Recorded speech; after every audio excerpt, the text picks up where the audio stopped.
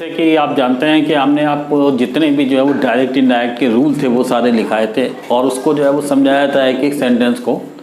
तो आज जो है वो कुछ एक्सरसाइज के कुछ सेंटेंस हमने लिखे हैं, जिस एक्सरसाइज के सेंटेंस को जो है वो आपको समझाना है किस तरीके से जो है वो उसको सॉल्व करेंगे। तो ये डायरेक्ट इनडायरेक्ट के जो है वो सेंटेंस है। जैसे ये पहला सेंटेंस लिखा हुआ है कि he said to me I played cricket yesterday. तो यहाँ पर जो है वो हम ये देखेंगे कि दूसरा वाला सेंटेंस जो है वो पास्ट में है और पहला वाला भी जो है वो पास्ट में है। तो ये प्लेड जब लिखा हुआ है तो ये पास्ट इंडेफिनिट है, जैसा कि रूल बताया था कि पास्ट इंडेफिनिट को पास्ट परफेक्ट में चेंज कर देते हैं। तो इसको जब हम चेंज करेंगे तो ये लिखा जाएगा, तो he told me, comma inverted comma को हटाकर हम डेट में चेंज कर देंगे। आई यहाँ पर जो है वो फर्स्ट पर्सन होता है, फर्स्ट पर्सन को जो है वो सब्जेक्ट से चेंज करते हैं, यहाँ पर हो जाएगा ही। तो ये हो जाएगा ही हैड प्लेड क्रिकेट। और आपको बताया था कि जब यस्टरडे होता है तो हम चेंज कर देते हैं द प्रीवियस डे। तो इस तरह से ये सेंटेंस जो है वो बदल जाते हैं। तो हमें ये चीज़ ध्यान रखना है कि ये पास्ट इंडेफिनिट है, पास्ट इंडेफिनिट को पास्ट परफेक्ट में चेंज करेंगे तो यहाँ पर हैड का प्रयोग करना पड़ेगा। आई को जो है वो ही से चेंज करेंगे या तो यहाँ पर ही आ जाएगा, और यस्टरडे को द प्रीवियस डे में जो है वो चेंज कर देते हैं। अगला सेंटेंस जैसे ये दिखा हुआ है, तो Radha said to Ravi how old are you. तो यहाँ पर हाउ ओल्ड जब लिखा हुआ है क्वेश्चन मार्क लगा है तो ये डबल इंट्रोगेटिव सेंटेंस है, और जब डबल इंट्रोगेटिव सेंटेंस होता है तो सैड टू को हम चेंज कर देते हैं आस्क्ड में। तो इसको जो है वो इस तरह से हम चेंज करेंगे, राधा आस्क्ड रवि। और जब डबल इंट्रोगेटिव सेंटेंस होता है तो हाउ ओल्ड यहाँ पर जो है वो इसी तरीके से आ जाएगा।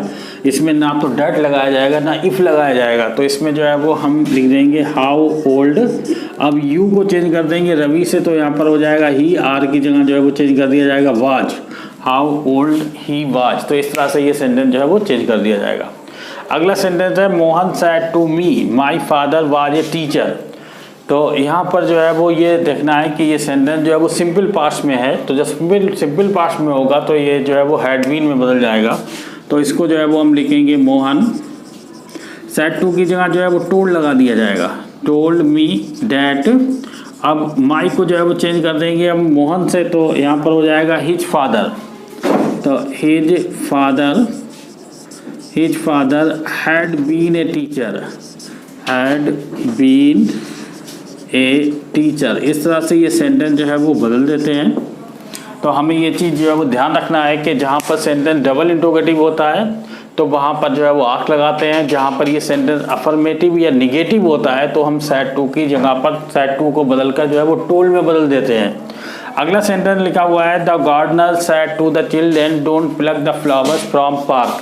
तो गार्डनर जो है वो बच्चों से कहता है कि पार्क से जो है वो फूल ना तोड़ो। तो ये वाला सेंटेंस जो है वो this sentence is imperative. When sentence is imperative, we will see that what is saying in this sentence. Here the gardener is saying to the children, garden is forbidding to the children not to pluck the flower. तो जब ऐसी condition होती है कि जब ये कहा जाए कि किसी को मना किया जाएगा तो और ये वाला सेंटेंस इम्परेटिव सेंटेंस होगा तो ऐसे कंडीशन में हम सैड को फॉरबिड में बदल देंगे। तो यहाँ पर लिख दिया जाएगा the gardener forbade FORBAD forbade the children. तो यहाँ पर जब डू नॉट लिखा हुआ है तो यहाँ पर हम लिख देंगे फॉरबेड का मीनिंग होता है मना करना। तो यहाँ पर गार्डनर जो है बच्चों को फूल तोड़ने से मना कर रहा है। तो to pluck PLUCK to pluck the flowers from park. तो इस तरह से ये सेंटेंस जो है वो बदल जाता है। तो हमें ये ध्यान रखना है कि जहाँ पर हम फॉरवर्ड लगाते हैं तो वे दोबारा नॉट लगाने की ज़रूरत नहीं है, क्योंकि फॉरवर्ड में अपने आप में जो है वो नॉट शामिल होता है। अगला सेंटेंस लिखा हुआ है सी सैड टू मी लेटस। तो ये लेटस वाला सेंटेंस है, जैसा कि हमने आपको बताया कि जहाँ पर लेटस होता है वहाँ पर सैड को सजेस्टेड में चेंज कर देते हैं या प्रपोज्ड में चेंज कर देते हैं, और लेटस को जो है वो डैट दे शुड में जो है वो चेंज कर देंगे। तो यहाँ पर जो है वो ये लिखा जाएगा सी suggested me that they should play cricket, और टुडे को जो है वो चेंज कर दिया जाता है डेट दे में। तो इस तरह से ये सेंटेंस जो है वो हम चेंज कर देते हैं। और अगला सेंटेंस है, तो the teacher said to the students